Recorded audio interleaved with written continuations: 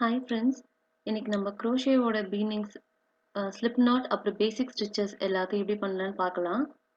First slip not எப்படி பண்ணுறதுன்னு பார்க்கலாம். அதுக்கு ஷார்ட்டாக இருக்க நூல் சைடு லெஃப்ட் சைடும், கண்டினியூஸாக வர நூலை வந்து ரைட் ஹேண்ட் சைடும் வச்சுக்கோங்க.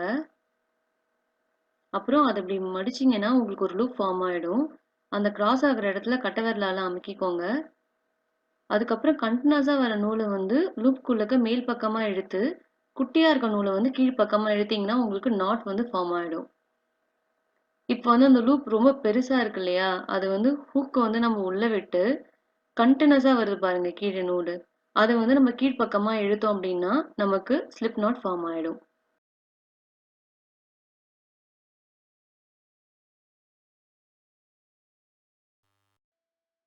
இப்ப வந்து செயின் எப்படி பண்றதுன்னு பார்க்கலாம். ஹூக் மேல நூல போட்டு, அத அந்த லூப்க்குள்ளக்க விட்டு இழுக்கணும். இப்ப செயின் வந்து ஃபார்ம் ஆயிடுச்சு. இப்ப திருப்பியும் ஹூக் மேல நூல போட்டு லூப்க்குள்ள விட்டு எடுக்கணும். இப்ப செயின் 2 வந்து ஃபார்ம் ஆயிடுச்சு. இதே மாதிரி கன்டினியூஸா நமக்கு எத்தனை வேணுமோ அத்தனை வந்து நம்ம அப்படியே இன்க்ரீஸ் பண்ணிக்கிட்டே போகலாம். இப்ப நீங்க எது ஆரம்பிக்கணும்னாலும் அதுக்கு வந்து பேஸ் வந்து இந்த ஸ்லிப் நாட்டும் செயினும் தான். இதுக்கு மேல தான் நம்ம வந்து சிங்கிள் குரோஷே, டபுள் குரோஷே எல்லாமே வந்து இன்க்ரீஸ் பண்ணிக்கிட்டே போவோம்.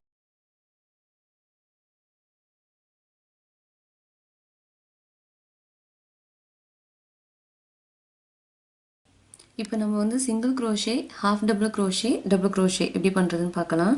செயின் ஆல்ரெடி பின்னி ரெடியாக இருக்குது. நான் வந்து சிங்கிள் குரோஷே எப்படி பண்ணுறதுன்னு காட்டுறேன். இப்போ வந்து செயின் கவுண்ட் பண்ணுறப்போ ஹூக் மேலே இருக்க லூப்பை வந்து நம்ம செயினாக கவுண்ட் பண்ணக்கூடாது. அடுத்தது இருக்குது பார்த்தீங்களா, இதுதான் செயின் 1, இதுதான் செயின் 2. சிங்கிள் குரோஷேக்கு நம்ம ஒரு செயின் விடுவோம். ஹாஃப் டபுள் குரோஷேக்கு 2 செயின் விடுவோம். டபுள் குரோஷேக்கு 3 செயின் விடுவோம். ஸோ இப்போ நம்ம சிங்கிள் குரோஷே தான் ஆரம்பிக்க போகிறோங்கிறதுனால ஒரு செயின் விட்டு ரெண்டாவது செயினில் நம்ம இப்போ பின்ன போகிறோம். இப்போ இதில் பார்த்தீங்கன்னா 1, 2, 3 3 லைன் நமக்கு தெரியுது இல்லையா? இதில் நமக்கு ஸ்ட்ராங்காக பின்னல் வேணும்னா இந்த ஃபர்ஸ்ட் 2வை தாண்டி ஹூக்கை வந்து ரெண்டாவது நூலுக்கு கீழ்ப்பக்கமாக விடணும். இப்போ உங்களுக்கு 2 நூல் இங்கே தெரியுது பாருங்க, 1, 2.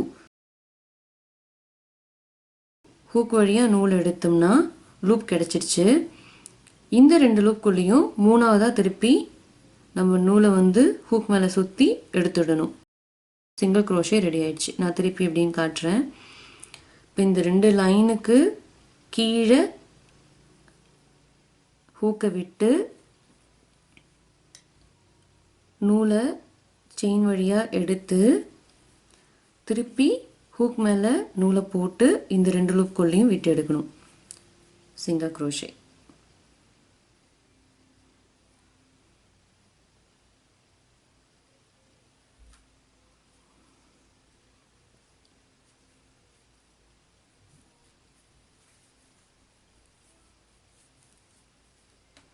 இப்போ சிங்கிள் குரோஷே நம்ம பண்ணியிருக்கோம்.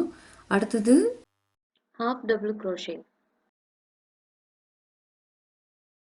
நூலை வந்து ஒரு தடவை சுற்றிடணும். இப்படி சுற்றிட்டு அதுக்கப்புறமேட்டா செயின்குள்ளக்க விட்டு ஹூக் வழியாக நூல் எடுத்தோம்னா நமக்கு 3 லூப் வந்து வந்துடும் ஹூக் மேலே. இப்போது இந்த 3 லூப்குள்ளேயுமே 4வதாக வர நூலை நம்ம உள்ளே விட்டு எடுத்தோம் அப்படின்னா அதுதான் வந்து ஹாஃப் டபுள் குரோஷே. சிங்கிள் குரோஷேக்கு 2 லூப் வச்சு எடுப்போம். ஹாஃப் டபுள் குரோஷேக்கு 3 லூப்பையும் உள்ளே விட்டு எடுக்கணும். இப்போ திருப்பி பண்ணி காட்டுறேன். ஹூக் மேலே நூலை போட்டு செயின்குள்ளே விட்டு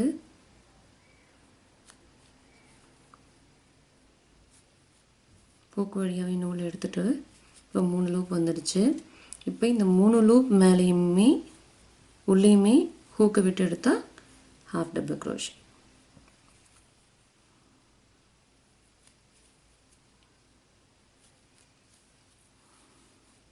இது நீங்கள் ப்ராக்டிஸ் பண்ண பண்ண இது ஆக்சுவலி ஈஸியாகிடும்.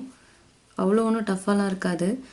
இதில் உங்களுக்கு வந்து சிங்கிள் குரோஷேக்கும் ஹாஃப் டபுள் குரோஷேக்கும் என்ன பெரிய வித்தியாசம் அப்படின்னு கேட்டால் ஒன்றும் ரொம்ப பெரிய வித்தியாசம்லாம் கிடையாது. இது வந்து திக்னஸ் கொஞ்சம் ஜாஸ்தியாக காமிக்கும் உங்களுக்கு. இது வந்து பார்த்திங்கன்னா கொஞ்சம் லைட்டாக இருக்க மாதிரி இருக்கும். இது வந்து கொஞ்சம் சைஸ் வந்து லைட்டாக பெருசாக இருக்கும், இது அதோட சின்னதாக இருக்கும், அதான் வித்தியாசம். ஆனால் சிங்கிள் க்ரோஷேக்கும் டபுள் க்ரோஷேக்கும் வந்து பார்த்தீங்கன்னா நல்ல வித்தியாசம் தெரியும். அடுத்து இப்போ டபுள் க்ரோஷே எப்படி பண்ணுறதுன்னு பார்க்கலாம். ஹூக் மேலே நூலை சுற்றி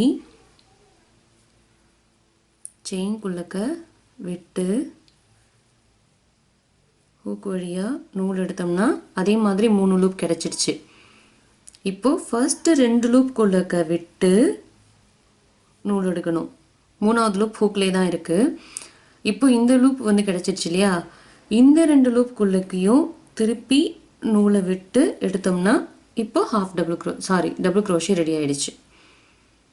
இப்போ அப்படியே ஹைட் இன்க்ரீஸ் ஆகிடுச்சு பாருங்கள். இதில் ஹாஃப் தான் இருக்குது, அதனால தான் பேர் ஹாஃப் டபுள் க்ரோஷே. திருப்பி பண்ணி காட்டுறேன். நூலை சுற்றி செயின்குள்ளே விட்டு வெளியில் எடுத்து